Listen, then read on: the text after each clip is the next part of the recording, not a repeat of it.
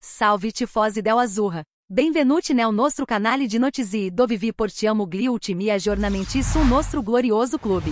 Prima di iniziare, assicuratevi di lasciare un like, iscrevervi al canale e attivare la campanella per non perdere nessun dettaglio delle emozioni napoletane in arrivo. Oggi, vi forniremo informazioni interessanti su un giocatore che ha lasciato il segno sul campo e ha già attirato l'attenzione dei giganti del calcio. Rimanete sintonizzati. E o protagonista de oggi é o miglior giocatore del Napoli insieme ao talentuoso Victor Osimhen. Nella scorsa stagione, Zielinski ha impressionato le difese avversari con le sue eccezionali capacità. Anche se le sue prestazioni in questa stagione non sono sempre state all'altezza delle aspettative, nelle ultime partite ha cercato di guidare i suoi compagni di squadra. Secondo il Corriere dello Sport, o Barcelona tiene Deoxys Zielinski e lo ha inserito nella lista dei possibili acquisti nella prossima finestra di mercato. E o Mundo Deportivo, dalla Spagna, descreve Zielinski come ele uomo dei sogni per il futuro del Barça, evidenziando le sue giocate piene di vitalità e talento che incantano gli ammiratori di tutto il mondo.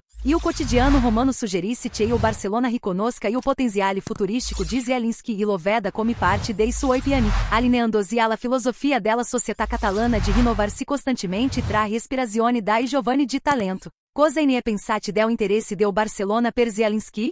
Rio será la nostra stella polacca a resistere ao fascino del Camp Nou? Lasciate le vostre opinioni nei commenti. Non dimenticate di mettere mi piace, iscrevervi al canale e ativar la campanella per non perdere nessun capitolo di questa entusiasmante saga napoletana. Siamo entusiasti di vedere come si solgerà questa storia. Forza Napoli sempre!